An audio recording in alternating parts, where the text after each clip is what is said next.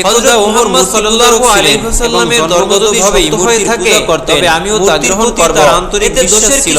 তাদের অন্তরে ইসলামের বিরোধিতা রাদিয়াল্লাহু তাআলা আনহু বুঝতে বাকি রইল না। ধীরে ধীরে ওমর রাদিয়াল্লাহু তাআলা আনহু তখন নিশ্চিতভাবে জেনে গেলেন যে তার সাল্লাল্লাহু আলাইহি ওয়াসাল্লাম ইসলাম ধর্ম গ্রহণ করেছে। দুনিয়া হতে ইসলামকে দ্বিগুণে বেড়ে গেল। ভাইয়ের নিকট হতে স্বামীকে বাঁচানোর জন্য এবার সমন্বয় পরামর্শ করল। ওমর রাদিয়াল্লাহু তাআলা আনহু এবার তার হলদে প্রহার করতে লাগলেন। একসময় প্রহার বন্ধ করে বোনের নিকট প্রশ্ন করলেন, দিনের জন্য ফাতেমা তুমি বলো তো, তাই নয় তাদের মধ্যে ধর্ম গ্রহণ করেছো যে ফাতেমা অত্যন্ত দৃঢ়তার সাথে জবাব দিল, ভাই আমরা সর্বশক্তিমান এক নিরাকার আল্লাহ ও তার প্রিয় হাবিব সহস্র স্বর্ণমুদ্রা এবং 1000 পুরস্কার করবেন। যদি তোমাদের মধ্যে আমাদের কেউ থাকে তাহলে এটার সমাধান করে এই ধর্ম কখনো ত্যাগ করব না। সবাই তখন চিন্তায় ওমর রাদিয়াল্লাহু তাআলা আনহু তার মনে লাগলো যে কিভাবে হযরত মুহাম্মদ সাল্লাল্লাহু আলাইহি ওয়াসাল্লামের মস্তক আনা যায়। এই নিয়ে সবাই সবার দিকে তাকিয়ে দেখতে লাগলো। হঠাৎ করে হযরত ওমর রাদিয়াল্লাহু তাআলা আনহু ফাতেমা তলোয়ার হাতে নিয়ে দাঁড়িয়ে বলল, আমি এই কাজ সমাধা করে দিছি, আমি মুহাম্মাদের মাথা কেটে আনবো এবং সবাই সামনে উপস্থিত করব।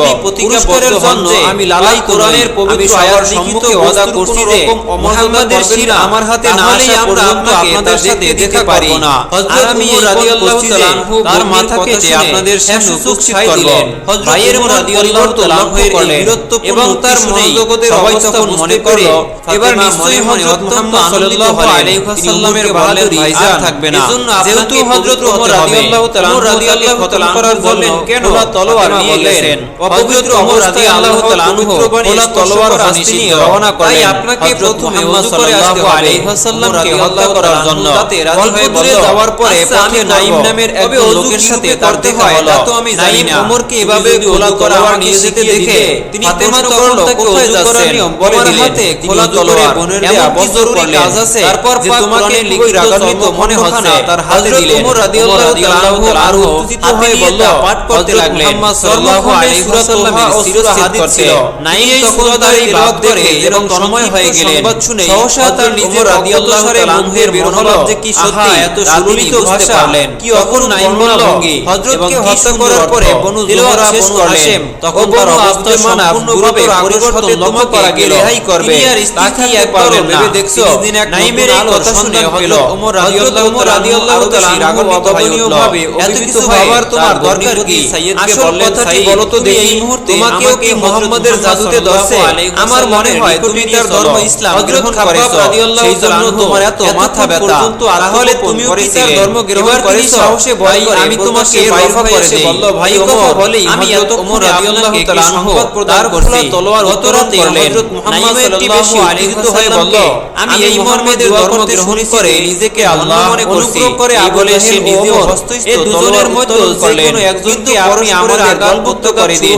আমার মনে হয় হযরত মুহাম্মদ সাল্লাল্লাহু আলাইহি ওয়াসাল্লামের ঘরে যে আল্লাহ পাক মুহাম্মদের জাদু লুকছে করেছেন তুমি জানো, এই ব্যাপারে আপনার ঘর দেখো, তারপর না হয় মুহাম্মদের ভাবে আনবে।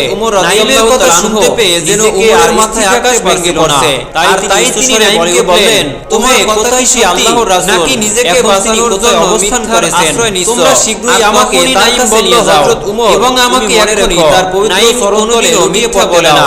তখন হযরত মুহাম্মদ সাল্লাল্লাহু আলাইহি ওয়াসাল্লাম এবং একজন সাহাবীকে নিয়ে চলে গেলেন পর্বতের নিকটে। তার বারকাম নামক এক নবী তেলাওয়াতের বাড়িতে গিয়ে এমন সময় ওমর রাদিয়াল্লাহু তাআলা আনহু সেখানে দরজায় কাশাকাশ করে দরজা খুলতে বললেন। হযরত আমির হামজা রাদিয়াল্লাহু তাআলা আনহু গোপন জায়গায় আরো সাহাবীগণ উপস্থিত ছিলেন এবং চর্মকাণ্ড সরাবর সময় পেল না।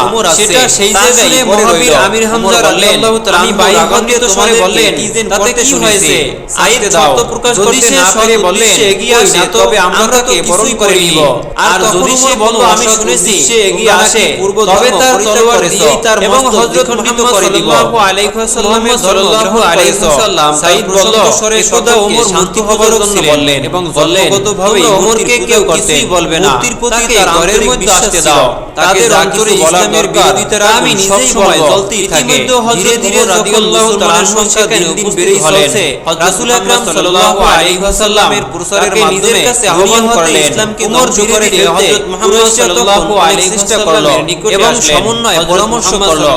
এই সিদ্ধান্ত উপনীত হলো যে হাত দিয়ে বলল, উমর সাল্লাল্লাহু আলাইহি ওয়াসাল্লামকে এই দুনিয়া অন্ধকারের মধ্যে হামাগুড়ি দিবে, খতম করে দিবে। বিরুদ্ধে আর তাই নয়, তাদের মধ্যে একজন ঘোষণা করল যে স্পর্শে মুহাম্মদ সাল্লাল্লাহু আলাইহি ওয়াসাল্লামের বস্ত্র দুরু করে কাঁপতে লাগলো।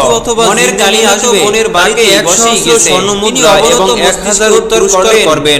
যদি তোমাদের মধ্যে এমন কেউ থাকো তাহলে বিকাশ লড়াই শেষ হয়ে গেছে, পুরস্কার নাও। সবাই তখন জন্য হাজির হলো।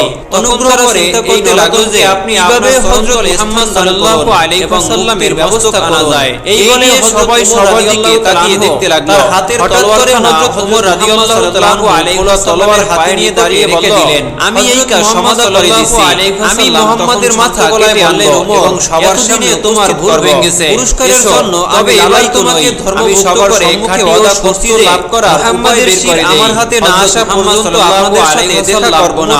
আর আমি এইবার পারছি যে তার মাথা কেটে আপনাদের করলেন উপস্থিত করব। তারপরে হযরত মুহাম্মদ সাল্লাল্লাহু আলাইহি ওয়াসাল্লাম এই বীরত্বপূর্ণ উত্তীর্ণে সবাই তখন মনে করলো এবার নিশ্চয়ই হযরত মুহাম্মদ সাল্লাল্লাহু আলাইহি ওয়াসাল্লামের বাহাদুরি আর থাকবে না। মনে হয় এই হযরত ওমর রাদিয়াল্লাহু তাআলা আনহু তাকে খতম করার জন্য ছিল তলোয়ার নিয়ে গেছেন। প্রথম বিজয় ধ্বনি ওমর রাদিয়াল্লাহু তাআলা আনহু হস্তে নিয়ে রওনা করলেন ইসলাম বিজয়ের সাল্লাল্লাহু আলাইহি ওয়াসাল্লামকে হত্যা করার জন্য।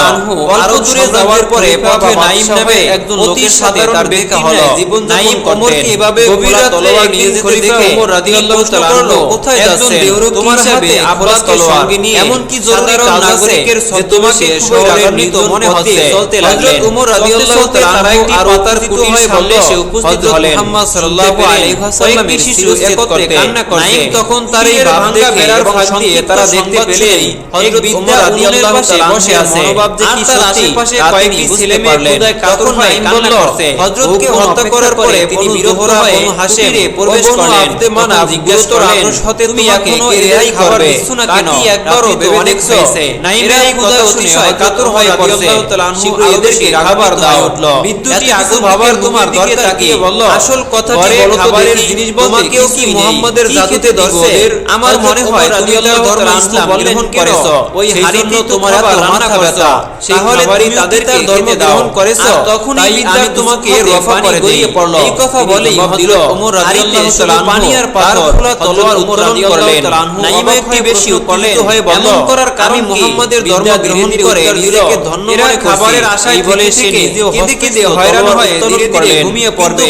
আর আমিও এদের আবদার হতে রক্ষা পাবো। তখন নাঈম বলল, রাদিয়াল্লাহু তাআলা এর মন তোমার নিজের গলে গেল। হযরত মুহাম্মাদের জাদু ঢুকছে, তাকে তুমি জানো। আগে ছেলের ঘর দেখো, তারপর না হয় মুহাম্মাদের মাথা কেটে আনবে। সেই ছিল আমার কথা শুনতে পেয়ে যেন উমরের মাথায় আকাশ ভেঙে পড়ছে। আর তাই তিনি নাঈমকে বললেন, তোমার কথা কি সত্যি নাকি নিজেকে বাঁচিয়ে এদের আহার যোগাবো আশ্রয় নিশ্চয় ভেবে পাই না। তখনই নাঈম বলল,